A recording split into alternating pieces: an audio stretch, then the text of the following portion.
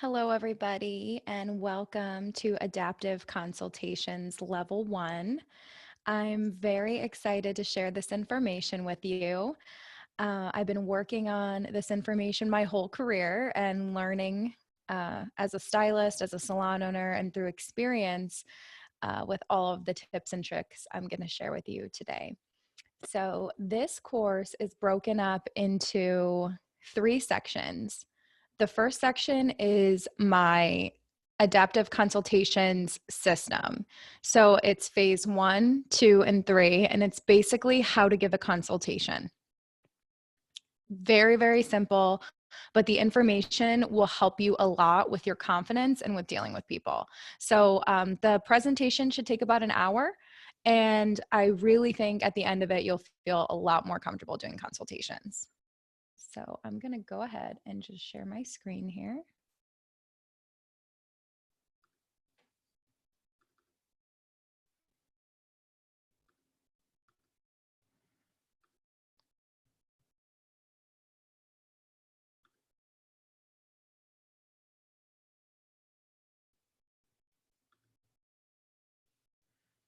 Perfect.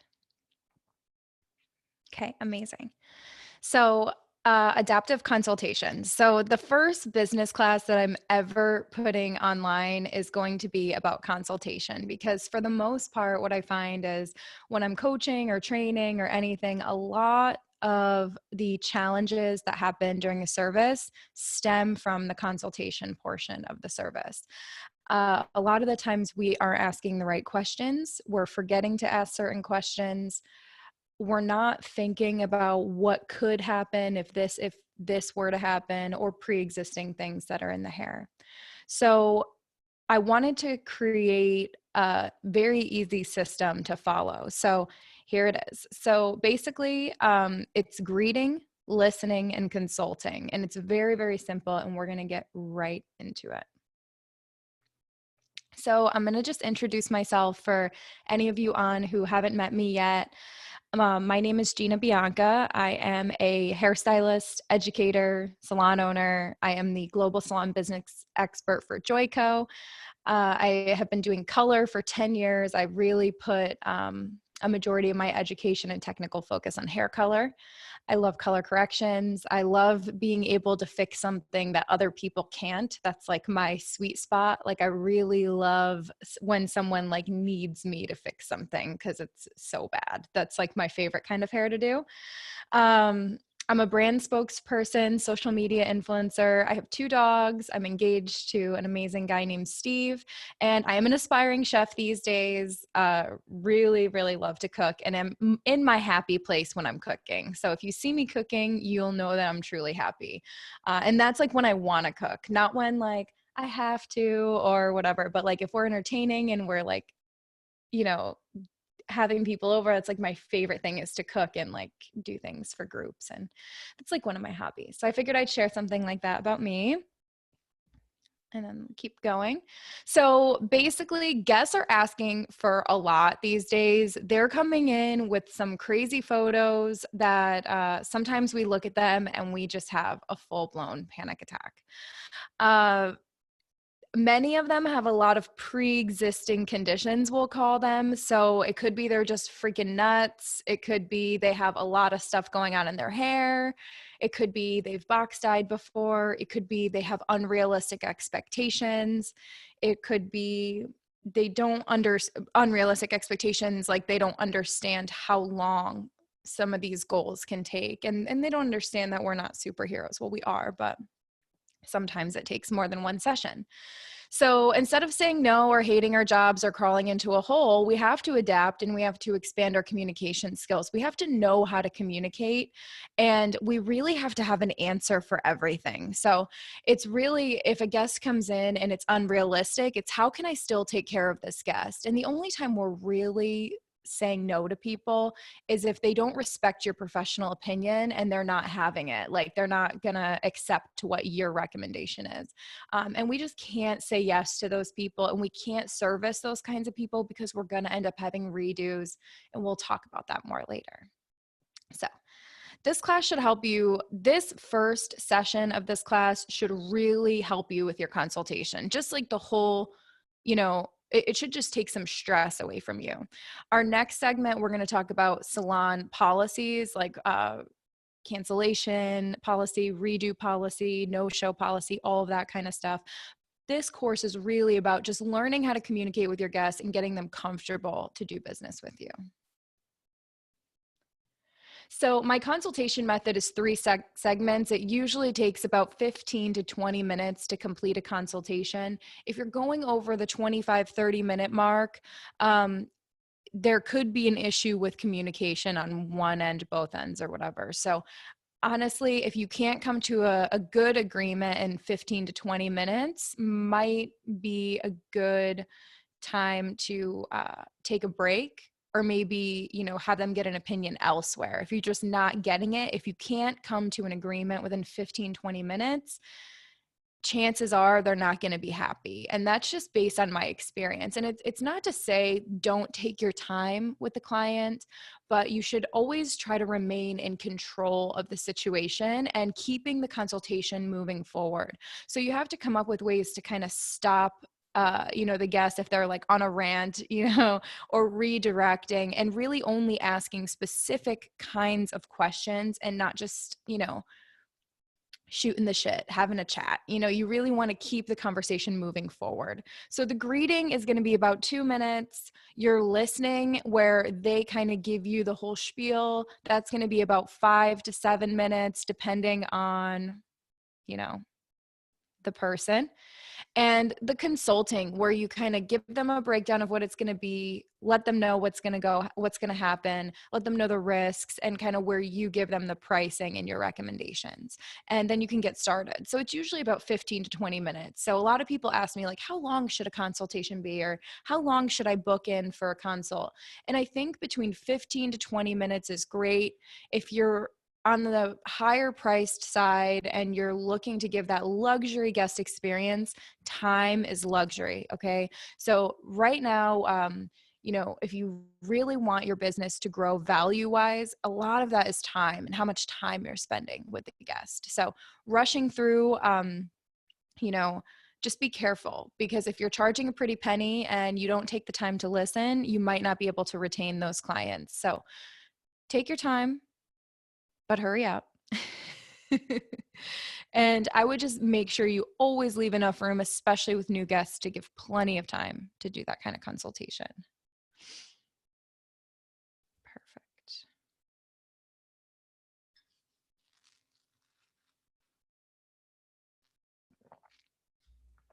So the next segment is the greeting, and this is kind of phase 1. So this is where the guest is going to walk in, and this is kind of where your goal is to make them feel comfortable. Okay. That's the only goal. And some salons have to work on this. Does the guest know how to get into the building? Is everything clearly marked? Do they know where to go? Are they getting lost? When they walk in, is it a nice entryway for them? Is there someone to greet them? The whole experience when we're trying somewhere new, it could be a little nerve-wracking, and the more comfortable you can make that experience, the better. So I'm going to go through a couple of tips and tricks, and some of them are going to seem a little bit obvious, but we're going to get through this quicker part, and then we're going to get into the good stuff, okay? So the next one is, the first thing you want to think of is your smile, your energy, your vibe, all of these things. So when you're greeting the guest, smiling, eye contact, open body posture, shake their hand, and match kind of their vibe, right? So you always want to smile and have great energy. If you're having a shit day, that's nobody's fault who's coming in and getting service by you. So you want to make sure that you're leaving kind of your negativity or anything going on. If there is something going on, you want to leave that at the door, and you want to have trusted people you can talk to about these things, but you don't want to bring it into your business. And I've seen it happen for years as I coach stylists, as a salon owner. We can tell if something's wrong. Even if you think you're hiding it, we can tell. So make sure you spend extra time taking care of yourself and having friends and family that you can talk this stuff out with on a regular basis, so you're not carrying bad things around, and you're not carrying around negativity into work, because your consultation, they will be able to tell and they will match your energy. So if you have a lot of personal stuff going on and you're not dealing with it and you're just holding it all in, bringing it to work, you guys, we can all tell. So make sure that smile is genuine and sincere, and make sure that when you greet your guest, you show them you're happy that they're there. The next thing is giving tours. So sometimes people look at me when I say this and they're like, please shut up. I am not giving a tour, but please bear with me just for 30 seconds. So when I owned my employee-based salon, I had all of my stylists give every new guest a tour of the facility. If we would move stuff around, or if we would have big changes, or in the beginning of the year, we would then give every guest a tour.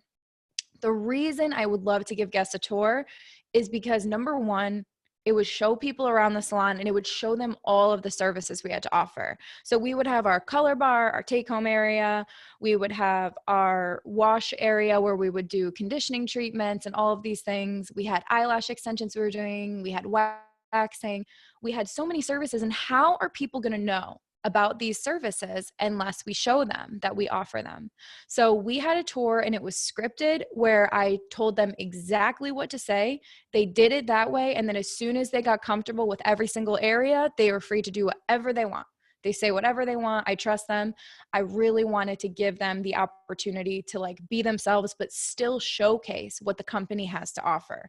Now, if you're in a suite, if you're in a smaller area, if you're a commission-based salon and you're in a salon where you're not going to go in and just implement your own systems overnight, if this is something that you're interested in doing, think about just adding one thing to your service and saying like, hey, I'm just going to show you around really quick. This is where we get your coffee. This is our restroom if you need it. And then let's go over to my chair. Just a very quick, brief, like welcome, instead of just being like, hey, come on over.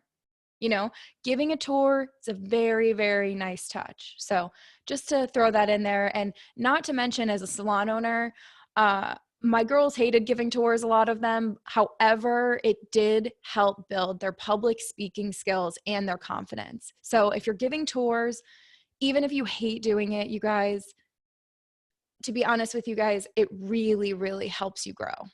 So, and it shows off your business. And if you're not happy about your business, if you're not proud to show it off, that's a whole different lesson. Okay. That's a whole different conversation that we should talk about, because you should be jazzed about every area of your salon and you should be excited to show it off. And if you're not, you can be, if you take the time to improve those areas.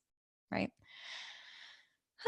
So the next one is mirroring, and there's two kinds of mirroring. So it's really mirroring someone else's energy. So if somebody comes in and you're naturally maybe a higher energy person and they come in and they're lower energy, you don't want to overwhelm them. You don't want to be like, hey, how are you? Blah, blah, blah, blah, blah. Be yourself. However, have self-awareness and awareness of others, and try to match their energy and their vibe.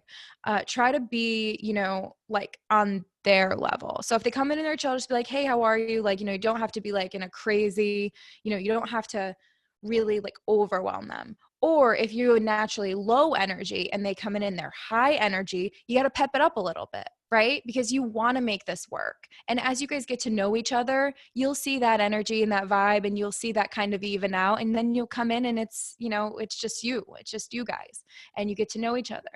But, first impressions are a lot. So when somebody comes in, just, hi, how are you? Welcome, and be yourself, and just figure them out and kind of match their vibe along the way. Another form of mirroring is repeating back words that they say. And this just basically shows them that you understand what they're saying and you're with them. So an example of mirroring would be if a guest were sharing with me, hey, Gina, I really want my hair to be lighter. It's always really brassy. And every time I go lighter, it seems to be damaged. And I'd be like, okay. And then once we kind of get into it, I would try to repeat back specific words that she said. So being like, all right, so based on what you told me, your hair is a little bit brassy and dry and damaged. And every time you lighten it, it gets damaged. So we want to make sure that when we do lift and give you that impact, that it's going to be healthy for the hair. But you see how I'm using specific words like damage and brassy and those things? It's helping them know that I heard them. So you really want to think about, ways that you can assure your guests that you're listening. And it doesn't have to be like nodding, like super nodding or like anything crazy, like just simple repeating back words of like listening, letting them know with a head nod, smile that you're listening, all of those things. A lot of challenges that we have are when the guest is talking, we get judgmental and we automatically are like, that's not possible. And then we stop listening and we miss a lot of little things. So I know that this may seem simple, but when you are behind the chair doing your consultations, everything that you're hearing from me right now, all of the stuff that you're learning, even if you don't take it and go do it verbatim, the little things that you hear, your subconscious mind will pick up and you'll be like, oh, I'm going to make sure I repeat that. Like when they say something in a specific way, you're going to be like, I'm going to make sure I repeat that because I know that that's important to them. Right. So you want to make sure that you're listening, mirroring, and all of those things. The next one is blocks. And this is just a very simple tip. And it's make sure when you're greeting the guest or you're chatting with the guest that you don't have something blocking you. So don't be holding an iPad. Don't be holding their new guest form. Don't be holding a phone. Don't be holding something. Like have nothing in between you, and that's going to have open body language. So try not to have any blocks. Cool. Just for take a quick voice break really quick. Awesome.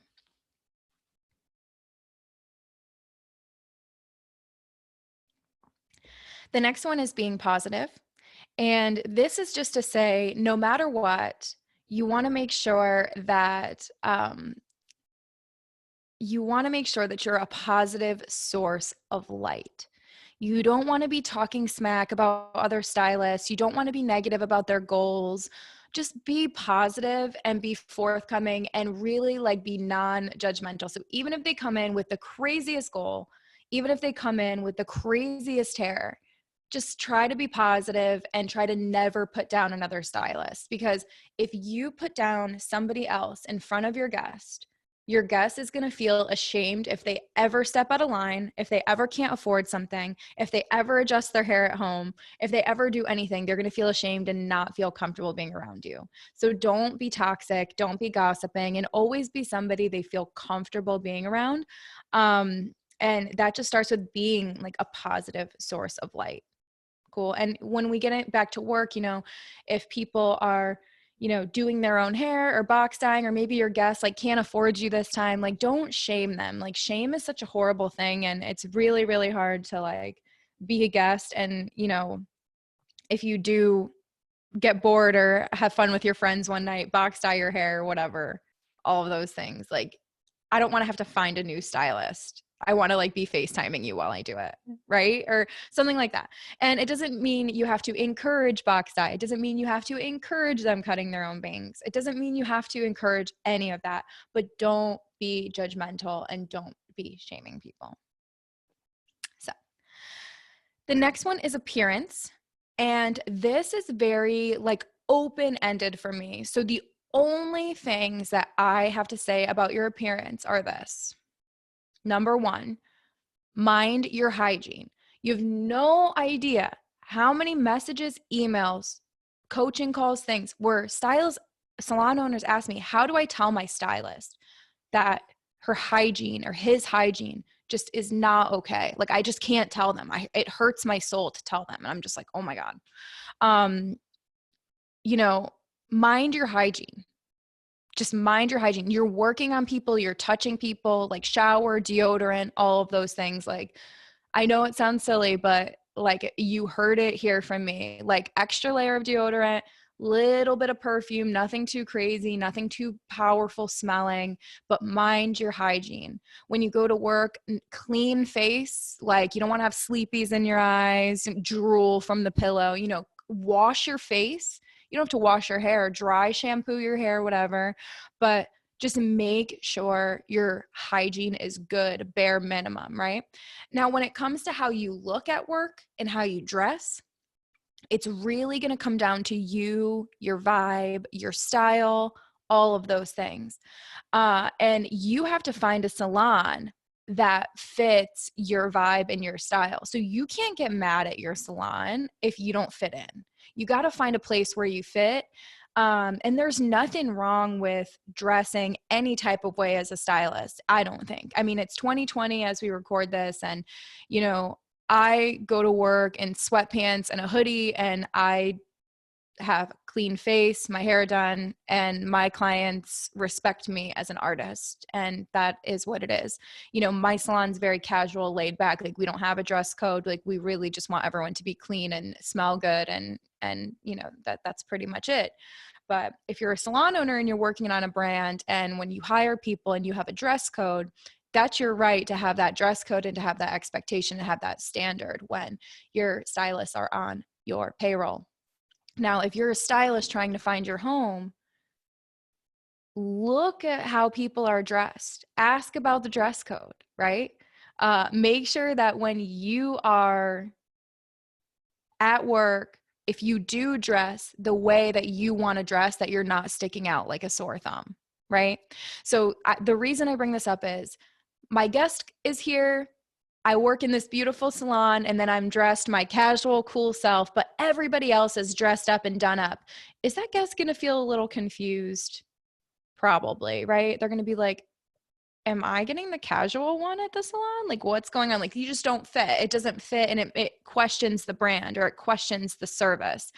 So you want to make sure wherever you are that you fit and you look good. Like, it looks, the guest isn't going to be confused, right? So if the salon is a very nice higher end salon and that's where you work, I would dress to match that, right? And it shouldn't be any confusion to the guest that you're prepared to do their hair or that you just came from the gym, right? So, and the reason I say I don't really care how people dress is because, you know,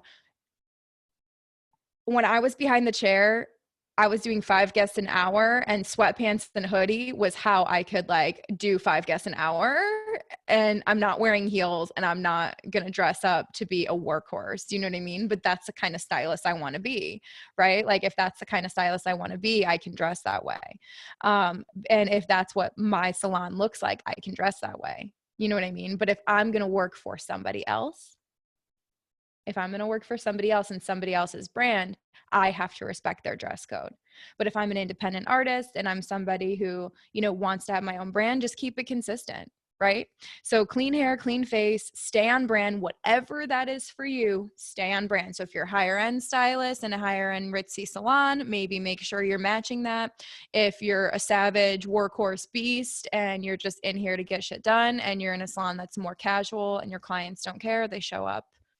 However, there's no shame in that. There's no shame in that game. So I think that we've kind of passed a point in our industry and in time where every single person has to wear all black lipstick and heels. Like, I just don't think I don't wear heels. I wear sneakers, and I don't feel bad about that. And there's no shame in that. So make sure your appearance matches where you're at so your guests can feel comfortable. The next one is keep your head up and have open body language. So you always want to have your head up. I know we're used to having our head down and texting. You don't want to be leaning on stuff or crouching. You want to keep your head up, good posture. And if you have to work on your posture, there's a few yoga poses I can recommend for you. Cow pose, camel pose, cobra, supine bound angle pose, and fish pose. Those are opening your heart and helping with your posture. And yoga just helps with posture in general. Always keep your head up and open heart. The next thing is habits to avoid. And this is all with the greeting, guys. We're still just greeting our guest, okay? So the next is habits to avoid, and that's fidgeting, distractions, touching your face, biting your nails, having a conversation with someone with your eyes over the guest, like all of those things, like all of these nervous habits where we like are scared to hold eye contact for a little while. Just hold it. It's going to be okay. Just hold that eye contact. Right? Instead of fidgeting, looking around, like, you know, having a conversation or being too cool. You know, we get nervous, but hold the eye contact and try to avoid all the nervous habits that you have. Try to keep your phone away. I don't like to have the phone when I'm talking to someone face to face. I know the world we live in, the phone is always around.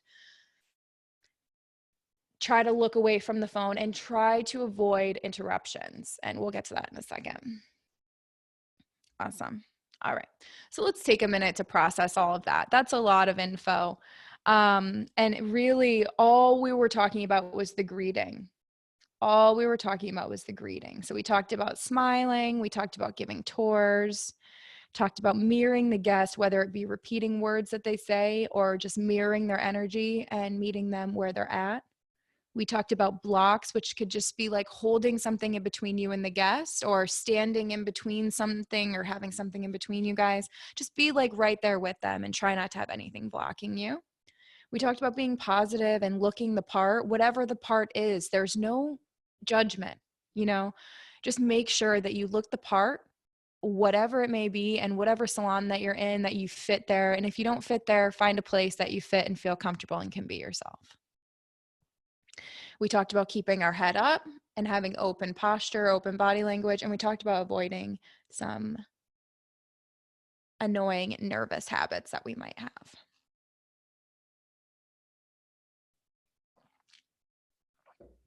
Amazing. So let's get into phase 2.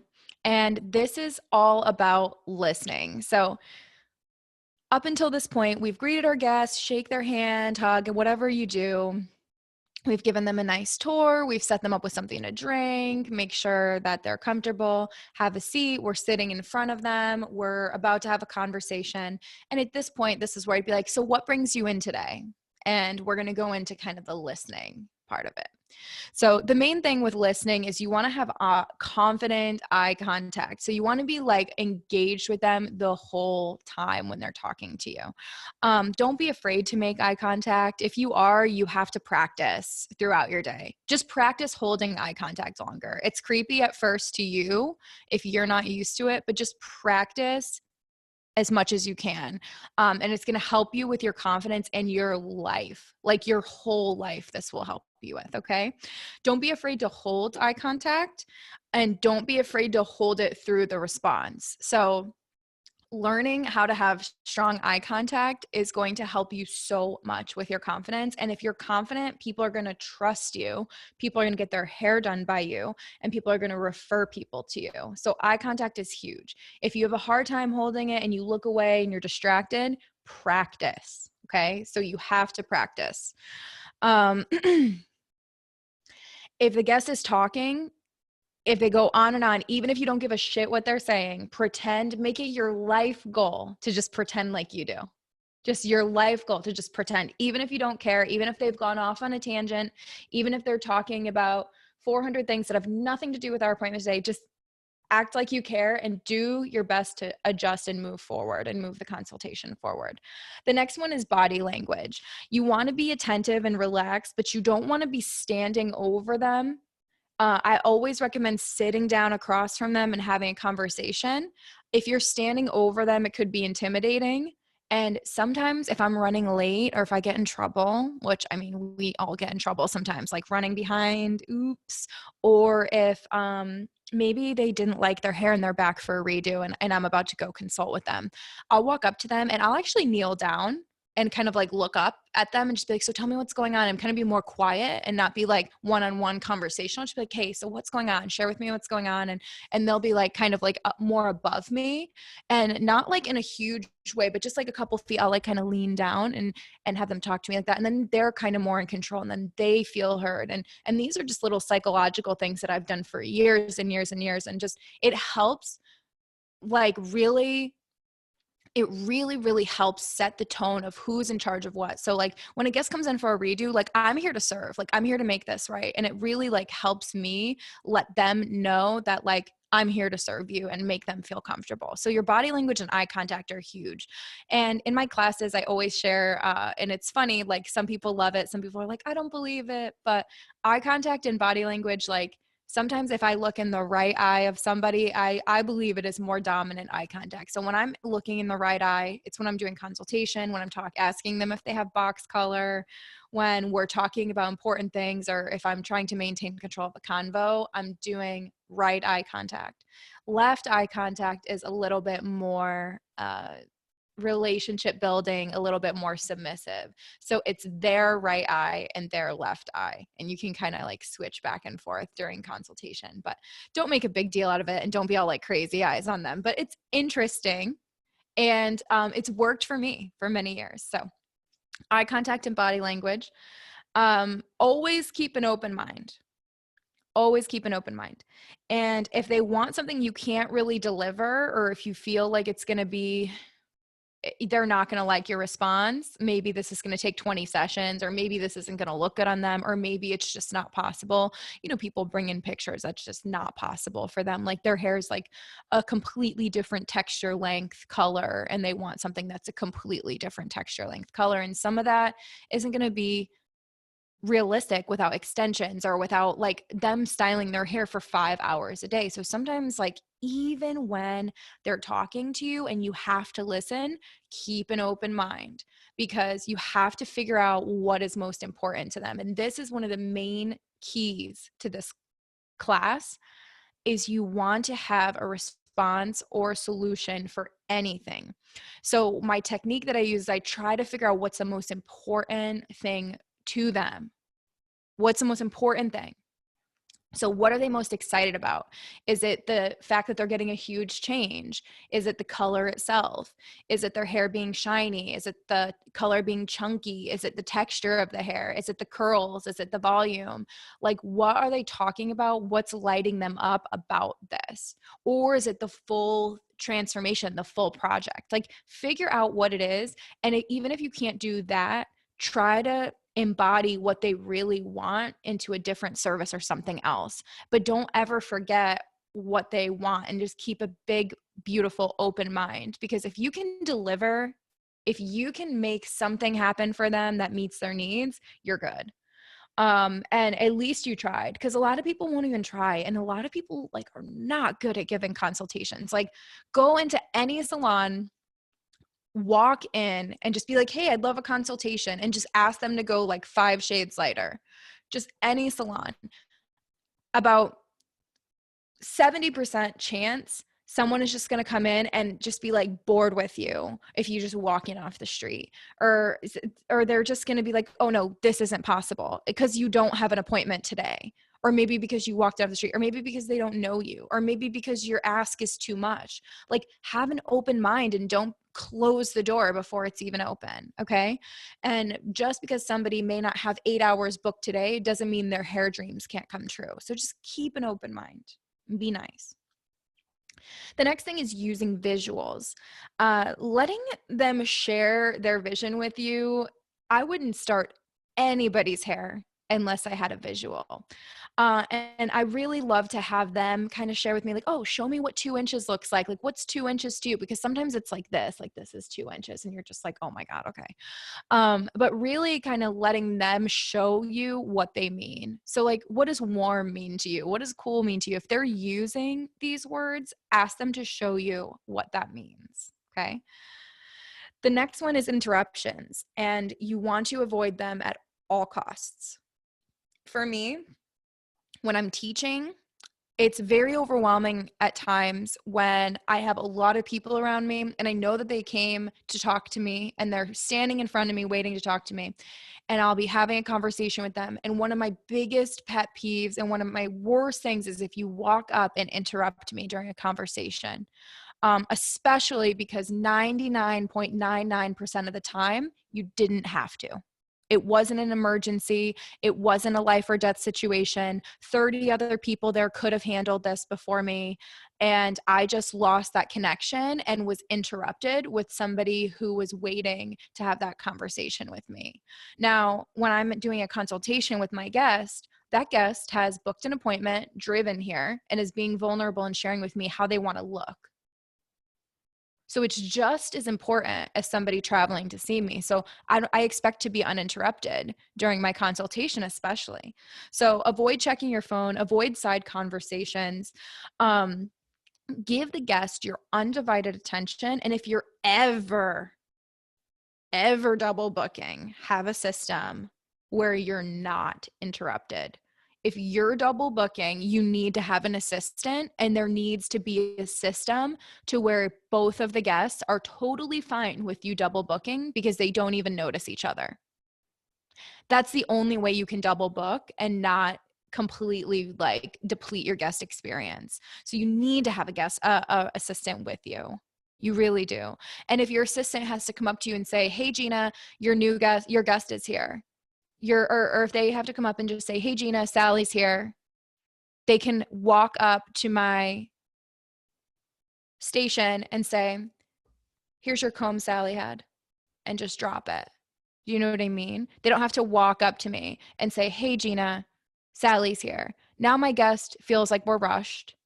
Now I'm distracted wondering who Sally is, when in reality, they could have just used a code or some kind of system to just like let me know that my guest is here without like upsetting my guests. You know what I mean?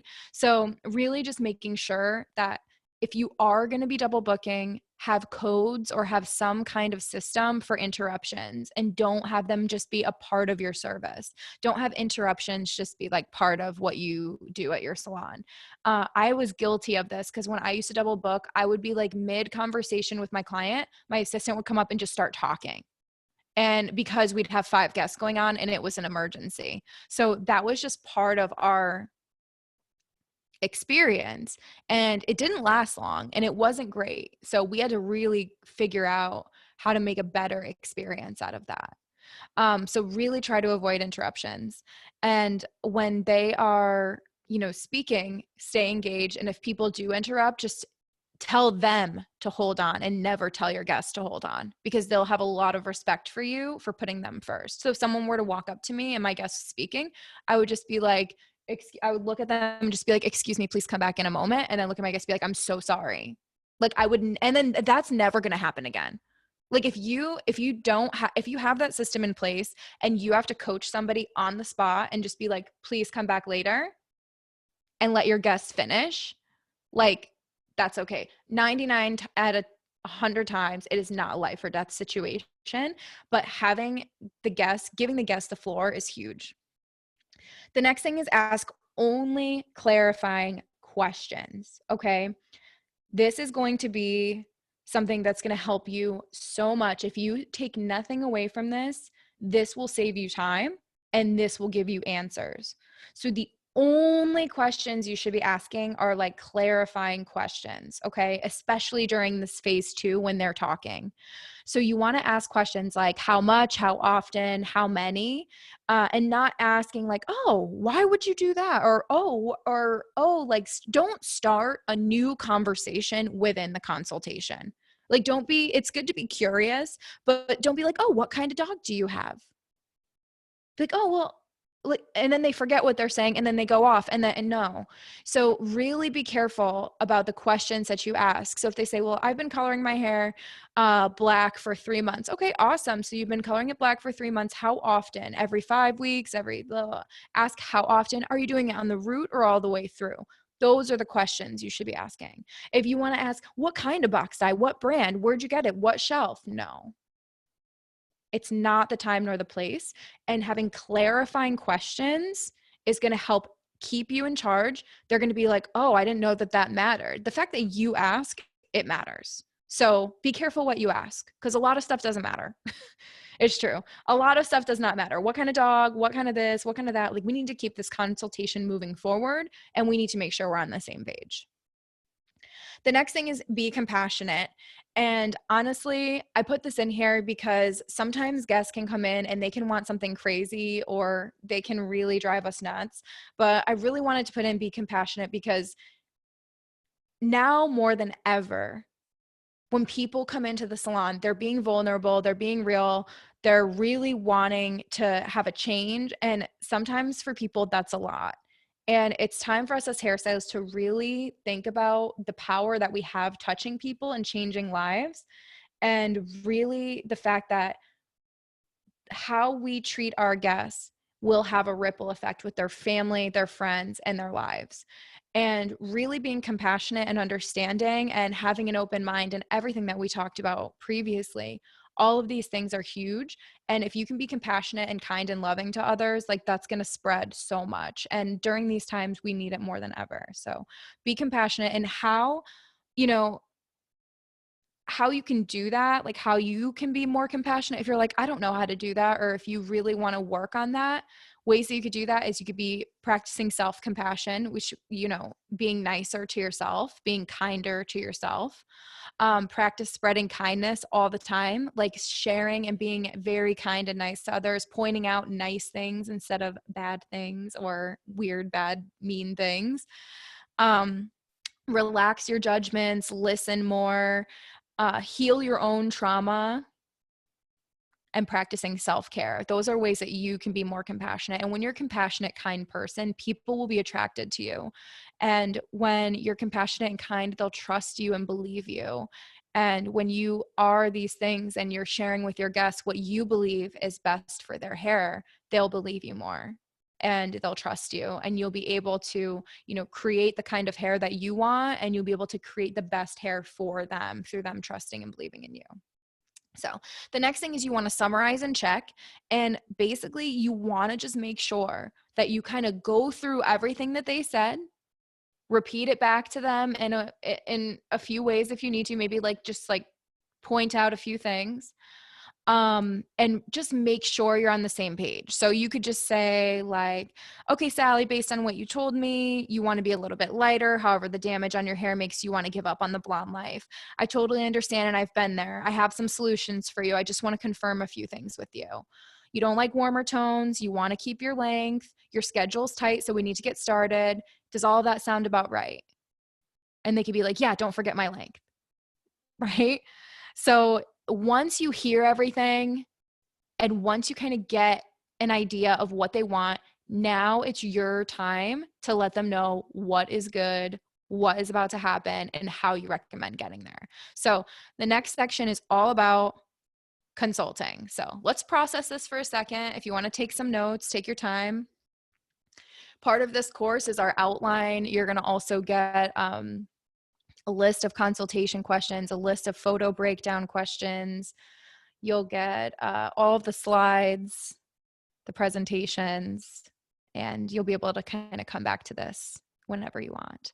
And we'll also have some bonus materials when you guys have questions. If you do have questions, be sure to submit them to us. You can always submit them to ginabiancaeducation@gmail.com. And if you have questions, you can go ahead and submit those, and we will have those as a part of this course that you can always go back and listen to. They'll be like in podcast format, so you can just kind of go in, click, and just have stuff to listen to, whether you're doing laundry, driving, any of those things. But be sure to take advantage of everything included in the course. Awesome. So phase 3 is consulting, and this is where all the juice and all the meat of the presentation is. So thank you for letting me set the table for you. If you haven't taken a course with me before, you know, to me, I have a certain way that I do things. I have a very like diverse training, but it is around guest experience, and it is around, you know, guest retention and how you make people feel. And it really helps me to kind of set the stage of what kind of person I am before I kind of get into, you know, the meat and potatoes of this presentation, so you guys can kind of get all the good stuff. So let's get into it. So the next thing we're going to do is we're going to start really getting into the consulting. So at this point in the consultation, you've greeted your guests, they've come in, they've shared with you everything that they want to do today. They have a before pick, they have an inspo pick, or not, they don't have a before pick. They have their hair and they have their inspo pick. Now, I always recommend taking a before photo every single time. Every single time, take that before picture and make sure their face is in it, not for anything. I was talking with one of my friends, and they were sharing that one of the clients walked out on a ticket or walked out on their hair, and the only reason they won in court was because they had a picture of the girl's hair wearing the robe of the salon. So it just proved that she was there because she said she never had gotten her hair done there. So just an interesting thing, but always take a before picture. And if you take a before picture, you'll always have content if you take the after. So taking the before, that quick step, always recommend. And what we try to do is we always try to have the same background in the before and the after photo. So at this point, what we can do is we can say, hey, all right, I have some ideas. I want to download them for a second. Let's go take a picture really quick. I want to take a picture of your hair. I want to think about what we're doing. And I really want to break down for you where we're going with this. So run over to your photo area, take a photo. I don't like having the cape or anything in it, but if you have a branded cape that you want to use, try to make it clean so that you could do before and after. If they have a bright, crazy colored shirt, maybe put the cape on, but try to have it be very clean, and maybe even ask your guests to wear a black shirt. That's what I do. You want to make sure that you always take a before photo, because for the next segment of our class, you're going to be learning how to use that photo as a tool. So always make sure you take it before every single time.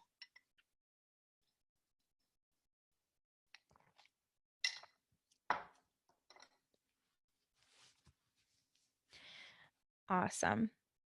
So for your before picture, always make sure you use natural lighting. Make sure that you wipe your lens. I just wiped my camera here, and it was so dark before, and I just wiped it before we started this recording, and it's so much brighter. And I was like, wow, this is night and day. And I do that every time I take a photo with my phone. It's become a habit now. Wipe that lens. So many times I look at people posting and I'm just like, oh, I wish they would wipe their lens. I'm telling you, I can't even look on Instagram feed because so many people touch their lens, take pictures, and then they try to edit it out, but you can't edit a film out of a photo unless you put another film on it. So just make sure you wipe the lens and use the before photo as a tool. So the inspo picture, here are some tips about your inspo pic that you're going to use. So when the guest brings in the inspo pic, you want to make sure that the picture looks like them. If they look like a celebrity, do yourself a favor. Go on Pinterest, type a celebrity's name, and then type hair. So say your guest looks like Selena Gomez, just be like Selena Gomez hair. Use that. Because if they have the same features, if they look like her, if they have the same skin tone, same color, or if they're going in that direction, that is way better to look at because you can look at all different looks. If they show you the back of someone's head, I really don't think we should be using those photos anymore, especially in 2020, because we're creating hair that is looking good with a ring light in the back of the head. We're not creating looks on people. So I would be a stylist who focuses more on creating the full look. So make sure the inspo pic has the cut and color in the same photo that they want. If it doesn't, I wouldn't use that photo because it's unrealistic. It's unrealistic. We can't go off of this photo because you're not going to look like this. It's just not realistic. So if their cut and color is in the same photo, bingo, you got this. If it's not, do your best to try to find a celebrity they look like, even going off of face shape and features, or like if they look Italian or whatever, like ask them, be like, has anyone ever told you you look like a celebrity? And then just see what they say. Go on Pinterest and be like, let's look at some pictures of the front, because I want to make sure that this is looking good on you. I don't want it to have to look good with a ring light in the back of your head and curled. I want it to look like amazing with me not involved. And it's huge. So make sure your inspo pic has no filter, has natural lighting, has the desired cut and color in the same photo, and have similar density and length, because so many times women will bring in these pictures of like short hair, and then they bring in a picture of the color, and the color's down to their waist, and it's just like, so where do you want this color? Like, do you want it here? Do you want it here? Like, where do you want it? Because this is unrealistic. And how can you give them something like that if it's just not going to happen? Now, you can always offer them extensions. That's like a great solution. But most guests, when they come in and they want this like dramatic change, or they want this crazy color, and they bring in this photo, you can give them the exact color, and then you're blow drying it, and they're not smiling from ear to ear. And you're like, do you like it? And they're like, yeah, it looks good. But it's never going to look like that. It's never going to look like the photo. Right. And it just is unrealistic expectations. So really thinking about, what the guest looks like, what's realistic and having a realistic photo in their mind, like something they're thinking about, so that they can be wowed and excited at the end instead of like underwhelmed. Because I've had that happen so many times to me, where I'll spend hours on creating this perfect color. It looks exactly like the picture, but because I didn't focus on the guest, I focused on the back of someone's head with a ring light attached to it. It didn't look good on the guest. And like, that's not the business that we're in. We're not in copy style from a photo. So sometimes you have to explain that to your customers, and, you know, or else sometimes it's just like underwhelming and it's just like, what am I even doing this for? I'm like creating these looks and then they want redos or they don't like it, you know? So really letting the guests know like, hey, I'm here to make you look and feel your best, right? So the next one is the process. And everybody's process is different. So you're going to have kind of service steps that you do as a stylist. They're going to be like main steps that you do, and you'll kind of figure those out as you go. So for me, it's usually, um, for me, and I wrote it all out for you, and it's in the outline. For me, there's pre-treatment, the initial application, add-ons and upsells, the second application, treatments and haircuts, and finishing. So a lot of the time, I'm kind of going through, and when we look at that before picture and we hold it up to the inspo picture, I can look at it and be like, all right, so this is where we are right now. The first step I would recommend is a pre-treatment. I would really recommend getting all the minerals out of your hair, all of the previous color, all of the previous product, and really starting with a clean canvas. That's the first step.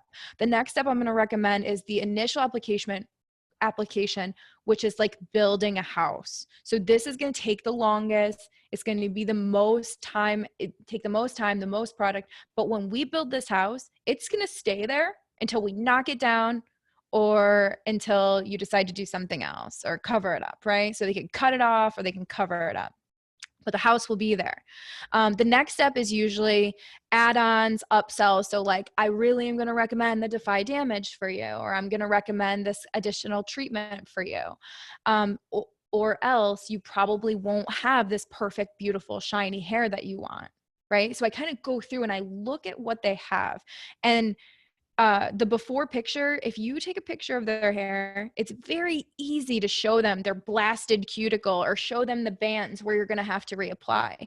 When you get down and you talk about the second application, just be like, see this band right here? When you have a visual and you could show them, be like, this band right here, I may have to reapply, which is going to add a couple of hours. You know what I mean? You can show them and break it down. So the second application is usually if we have to reapply, if we have to tone, if we have to lift again, all of those things. You guys know that this happens, especially when people are lifting and especially when they have those pre-existing conditions, previous color, bands, all of those things. The next thing is the treatments and haircuts, which are always recommended. Always recommended. You're going to want to recommend trim or treat every single appointment, in my opinion.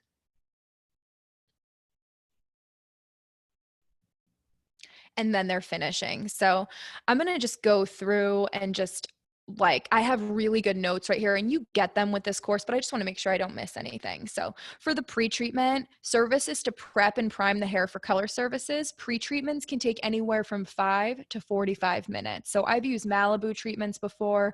I've done just clarifying treatment and conditioning treatment. I've done the Defy Damage as a pre-treatment. I've done a color balance as a pre-treatment. It usually takes about 45 minutes with a blow dry and all of that. The next step, and how I would talk about that, I would just be like, hey, I recommend that we begin cleansing your hair with a detox shampoo. I would let them know what goes into it, all of those things. And then the next one is initial application. So this is the application that takes the most time, building the house.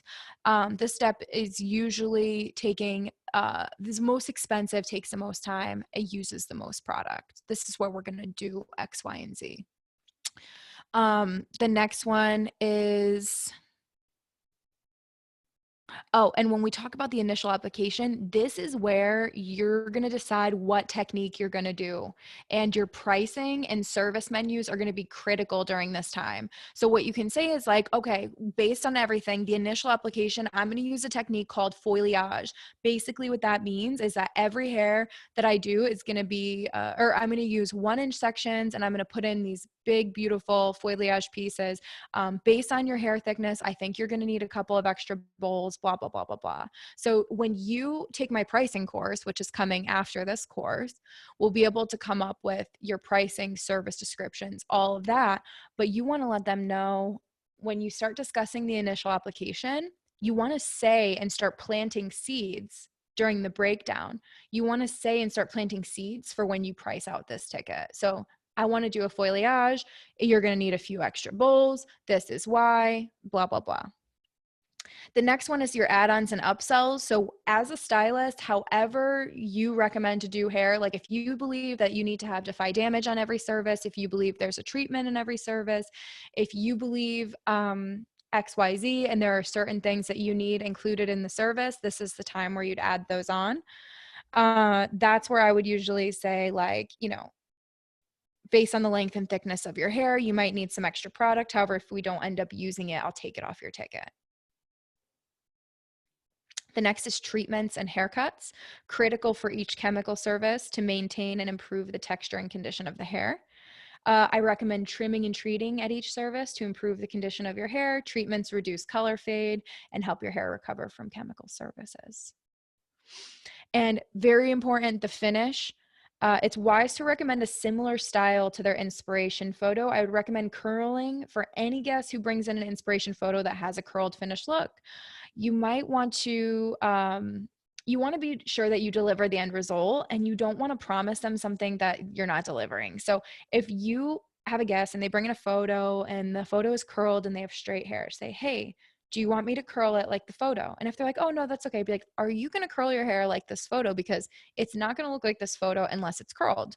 And they'll be like, oh no, I never curl my hair. Be like, it's not going to look like this unless it's curled. Right? So maybe we find a different photo of straight hair, maybe straight hair balayage or straight hair foliage, or using different kinds of, you know, verbiage when we go off of these photos. So I would say, like, I recommend a simple blow dry and curl so you can get the full impact of your desired goal at the end. If we don't curl it, I would feel more comfortable if we picked a realistic photo to achieve, because if I copy this color exactly, it won't look the same unless we curl it. Not to say it won't look, not to say it will look bad, but it just won't look the same. It won't look like the photo. And then they're just like, well, I just wish it popped more like the photo. And you're just like, well, let me curl it. Right? So you have to like kind of let them know about those things. And the next one is timing. So how long will this look take? If the look can't be achieved in one day, it might be out of the question. So be sure to start with timing. Don't waste precious appointment time. And if you need to shift from the beginning. So remember, you can only do so much with the amount of time that you have. So if the guest comes in and they're booked for a 2-hour appointment and they have black hair and they show you silver, what you're going to say is, all right, I love this. However, we have 2 hours today. This look is probably going to take many appointments. Are you still interested? And they'll be like, oh, no, I just want something today. Or they're going to be like, well, how many? And be like, well, realistically, for your hair to be healthy like this and look this shiny and healthy, I would recommend, maybe 4 12-hour sessions, right? You know, you let them know what it's going to be, right? And you can only do so much with what you have today. So just letting them know that from the beginning and shifting from the beginning if you have to. And think about how much time is booked today. Think about how much time the total look will require. And think about how much time the maintenance is going to require. And typically, as a stylist with a lot of experience, you can kind of look and just be able to tell, like, this is going to take like 14 hours. It's going to take like 5 sessions. It's going to take like 3 sessions. So try to remember that all we do is sell time. And if you have an hourly rate, which when you take my pricing course, we'll have that all situated for you. But if you have an hourly rate, you can give them rough pricing off the top of your head if your hourly rate is dialed in and if you have an idea of how long it will take. So it's really training your eye to understand how long things will take and to understand how fast you are and if you can meet and exceed your time standards. So coming up with all of your time standards first and then meeting those consistently, that's going to be the first step to pricing, believe it or not. And we'll talk about that later. But so make sure you discuss timing. That's huge. And we're going to get right into the next step, which is product. So you're going to want to recommend if they need product at home, which every single guest does, make sure if there's anything specific, like, oh, I would definitely recommend with this kind of look, you're going to have to use a purple shampoo, or you're going to have to use a clarifying shampoo because you have well water. Like, let them know up front what they're going to have to take home, because if you share with them their price for their hair and then their retail ticket's $80 and they weren't expecting it, that's really unfair to them. That's really unfair to them. And it's not fair for them to have something that they can't maintain. So when you don't bring up product and when you don't bring this stuff in, it's really unfair for them. They like didn't know. And now they have something that they don't even know they can maintain. And then they go to CVS because they can't afford it. And then they wash everything out and then it's all their fault. And then they never want to see you again. Right? So bring up the product they need if they're going to need it, and everybody does. And it's your job as a stylist to recommend product and to recommend pre-book. It really is. And anybody who feels like it's not their job, I really want to encourage you and tell you that if you take ownership of the product and pre-book piece of your customer service, that income stream of retail is huge. And the pre-book guaranteeing your future appointments are selling, that's like a game changer. So really taking ownership of that will change your life. So remember that with product, all guests wash their hair, and it's your job to recommend take home. Include retail in the price estimate so they don't have sticker shock or unrealistic expectations. I would recommend having something on your new guest form, and we'll get into new guest forms in our next presentation, but I would put something on your new guest forms that guarantees their service only when they purchase professional product directly through you. Just a tip. Now, the next thing is pricing, and you really want to go into thinking about your hourly rate, and we'll talk about that later, just so you can give quick answers for pricing. Think about what the roundabout price is for the desired look, and you typically will only be able to give a quick price, within 10 to 15 seconds quick if you have an hourly rate, because you can think of how long it's going to take and your hourly, times those together and give them an answer. Hourly rate times estimated hours plus 1 to 2 hours of a buffer is a good estimate. I would always add 1 or 2 hours as a buffer. And if you want to take an hour off for consultation and curls and pictures and stuff like that, you could do that too. I do that. And it depends on if I really like the guests, and it depends on if they're kind, and it depends on, a lot. And it depends on how much time we're spending doing that. Because if we spend 10 minutes on a consult, 5 minutes on pictures and stuff like that, you don't take a full hour off. But if the guest has been a great pleasure, they give you extra time and they've been kind, totally take off time if you want to. It's your business. You can do whatever you want. It's your business.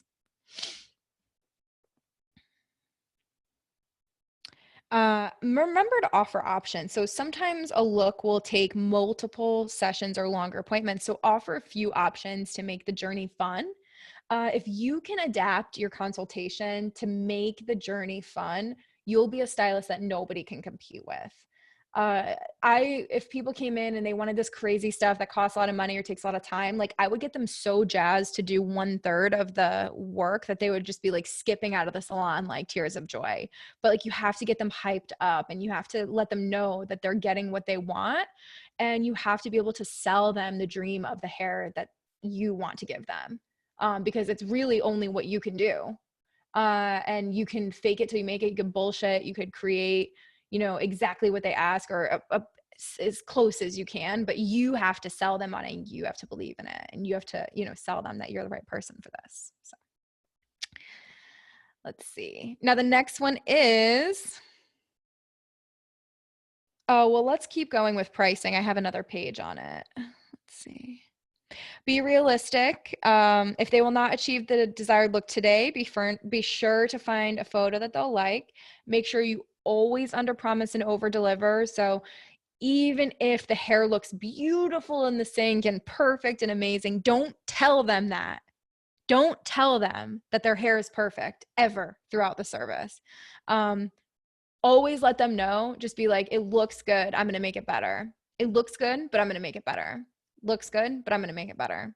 or it looks good, but I'm gonna add one more layer of this, or I think it needs this, to just, oh, it's a little bit warm, I want to kick that out, and don't over promise and be like, it's perfect, it's cool, it's icy, it's ashy, and then you rinse it and it's not, right? So make sure you're under promise, over deliver always, and you always want to come off like the superhero that saved the day. You don't want to be the person like giving everything that you have always. You want to be the person that saves the day, right? You're the hero, not the peasant. Does that make sense? Like, you are the hero saving the day. So the next thing is pre-book. Oh, I skipped pre-book before. I'm sorry, guys. So we have product, pre-book, and price. We did product, we did price. Now we're going to do pre-book. The best way to secure your schedule and make more money is to pre-book your reservations. It's the number one way to grow your business, is pre-booking. If you look at your books and they're 80% full, how does that feel? Feel unstoppable, feel on top of the world, you feel amazing, you feel like everybody loves you, you feel loved, wanted, appreciated, you feel valued, you feel all of these things. But if you open your books and they're 20% full, how do you feel? Like shit.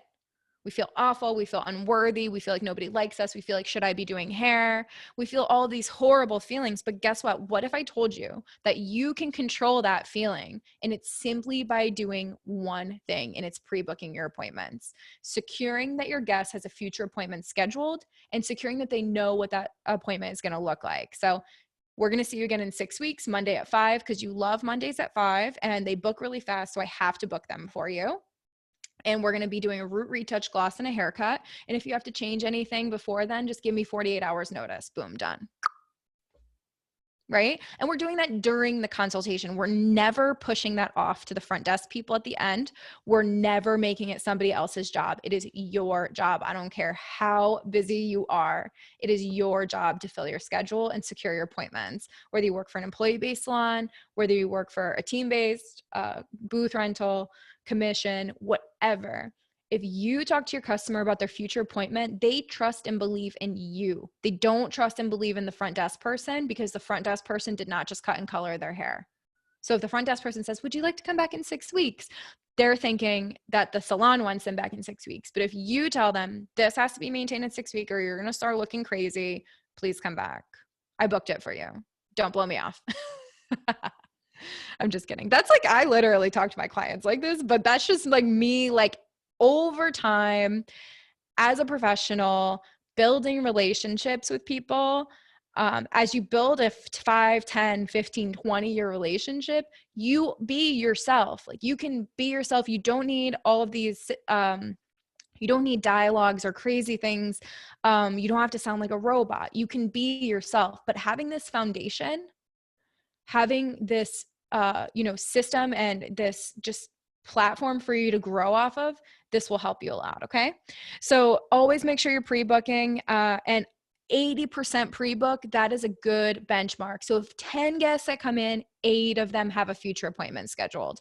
And tracking your pre-book every day, week, month, year, this is a huge part of growing your business. So if you're not tracking pre-book, if you're not tracking pre-book currently, that would be the number one thing you could start doing right away. And if you can get your pre-book to 80, 85%, you're in great shape. Okay. So start pre-booking. Awesome. The next one is release forms, and we're going to go deep into this in our next presentation. But release forms, you want to make sure you have the guest intake form that has their information. You want to make sure that you have your redo policy, no-show policy, all of these policies in place. And when you get to the point of, your consultation and you're speaking with your guests about what you recommend, how long it's going to take, what we're going to do, your release form is a great way to make sure that you and the guest are on the same page. And if you don't take the next course, all I can tell you is this: with a release form, write down your pet peeves. Think about everything that could go wrong or has gone wrong or what people do. Write them all out, write a few solutions, and start creating your systems. Okay. The next one is risks. Make sure that your guest is aware of all of the risks. So if their hair could burn off, tell them. If they did henna color X, Y, and Z medications on their that they've been taking, and they have well water and box dye, and they want you to lift their hair. If there is a chance that their hair can fry off and burn off, you have to tell them that. Like, you have to tell them of all the risks. If their hair is not guaranteed to get to that color in one sitting, you have to tell them of the risks. Do not let them go through the whole appointment not knowing the risks. If it's breakage, if it's warmth, if it's a long appointment, if it's having to be redone, if it's the hair being damaged and fried, if it's a change in their texture, what if their curls are the most important thing to them, but one of the risks of going platinum blonde is that they might lose their curls? Don't you think that's good to know before you do that? You know, because you can literally ruin somebody's life. So make sure that they know all of the risks. So I recommend having solid release forms that explain everything to the client. However, it shouldn't take much time to explain risks, and solution. I quickly give them a quick rundown of the risks, and I share with them that I have solutions if they do arise. So for example, if my guest wants to be platinum blonde and her hair is black, I'm going to say, all right, so the chance of your hair being really warm, it's a good chance, right? So here's a couple of solutions. So if your hair turns really warm, we can lighten it again, which is going to take a couple of extra hours and a couple of extra bowls of color. So there's that option. We can also tone it darker, but that is going to make your hair deeper but less warm. But we have to lift through that again. So if you want to be platinum blonde, the best thing to do is embrace warmth, or else we have to go through and lighten it again, you know, and giving them different options. Be like, hey, so if your hair stops lifting and it's orange, do you want me to tone with the orange or against the orange? Do you want me to keep it as light as I can or as cool as I can? Because those two actions have two different outcomes and change our journey a lot. So if I go with the warmth, it's going to be easier to lift in the future. If I go against the warmth, it's going to be harder to lift in the future, and it's going to appear much darker. You ever have somebody come in and they do like a 10-hour lightening and it's like their hair is not blonde, it's like light brown? Like, it's the worst feeling in the world when someone has sat there and their hair is light brown and not blonde. It's just, you know, you got to explain the risks to people. Common risks are banding, and a solution could be reapplying. Trouble lifting, solution could be reapplying. Chemical reaction, a solution could be doing a test strand, and we'll talk about that in a little bit. You always want to have plans A, B, and C. So if the guest does want to go lighter and XYZ happens, they need to know, like, hey, when we get into the sink, we're either going to be toning it lighter or darker. I'm going to give you my recommendation. But what's more important to you? Is tone important? Like, do you want this to be as icy and cool as possible, or do you want it to be bright as possible? Like, do you want to get there faster, or do you want to get there like cooler? Like, what, like, you really have to figure out, because sometimes they might be interested in having like a funky cool hair and enjoying the journey, and other times they want to do the slow and low, and you might have to take a completely different you know, journey. If they don't want any warmth whatsoever, you're not balayaging, you're going to have to put everything in a foil, and sometimes the process has to be way different and take longer. Right? So let them know of the risks and let them know of your solutions. And if you don't have solutions for risks, start writing them all out. We have the outline that you'll get in this course, but start writing them all out and write your solutions. Write down the price. Like, how many extra bowls is this? Like, have an answer. Like, you have to have an answer for everything. And how you get that answer is with experience. Okay? It happens with experience. You can't know all the answers right away, but I hope that this is helping you. So the next thing you want to do is summarize and check. Always make sure that you guys are on the same page. So let's process that for a second, and then we're going to just finish up with some Q&A.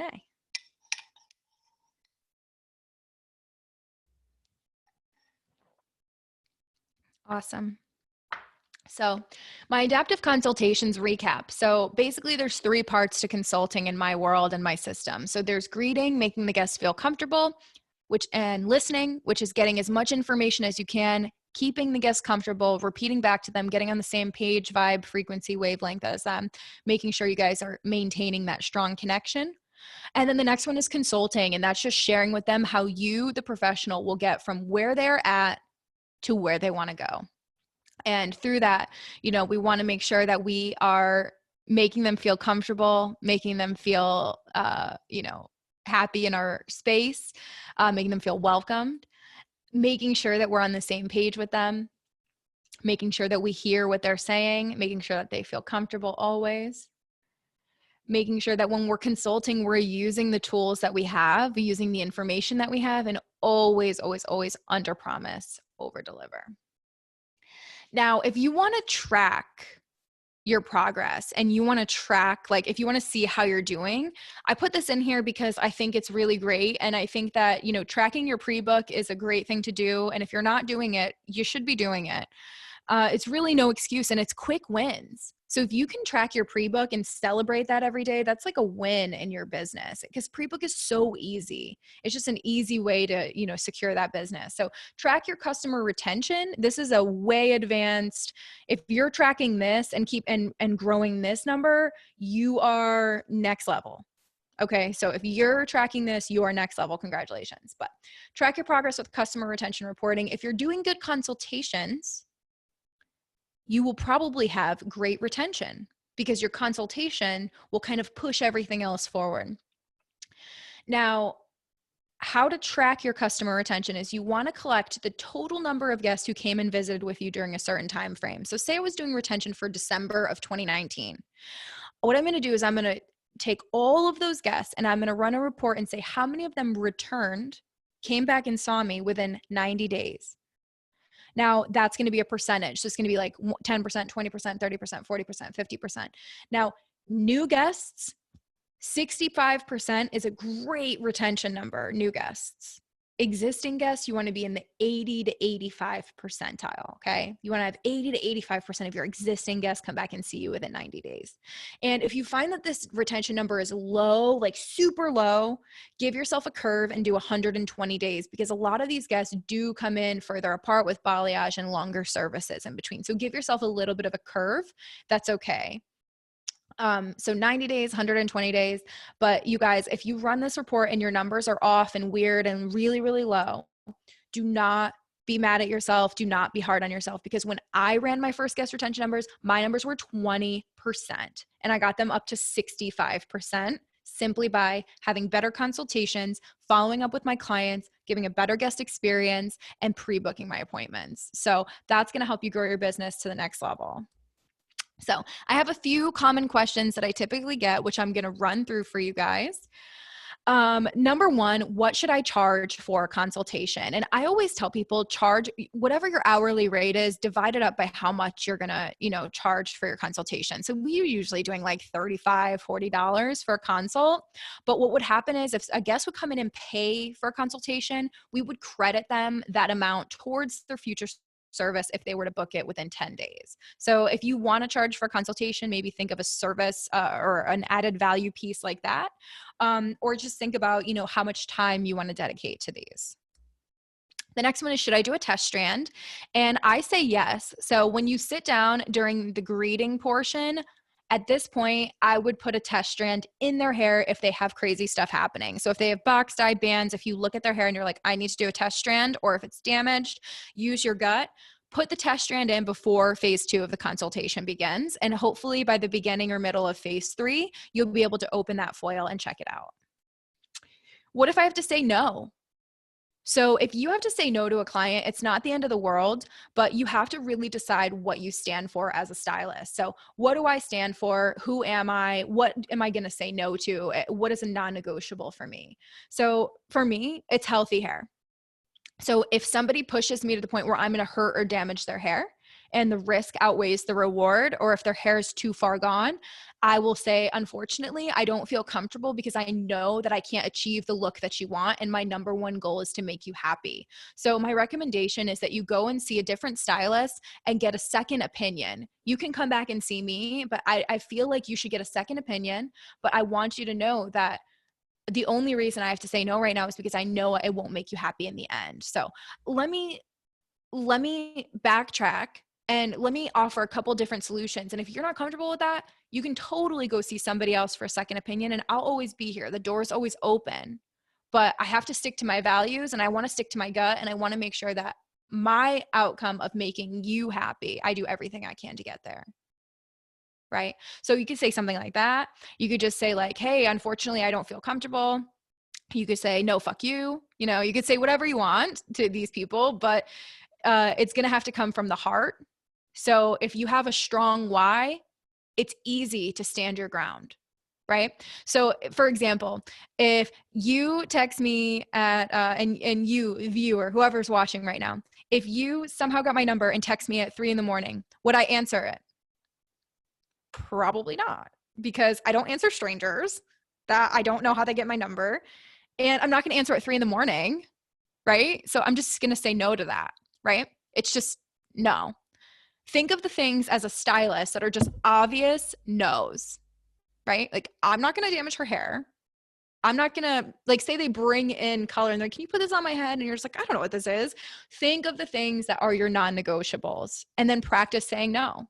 A lot of it is practicing, you guys. The answer is within. And a lot of the time that's frustrating for people to hear, but it's within. And if you practice and you are yourself and you just be you, you'll find the way to say it, and it all comes with experience. But let me help you by giving you this foundation.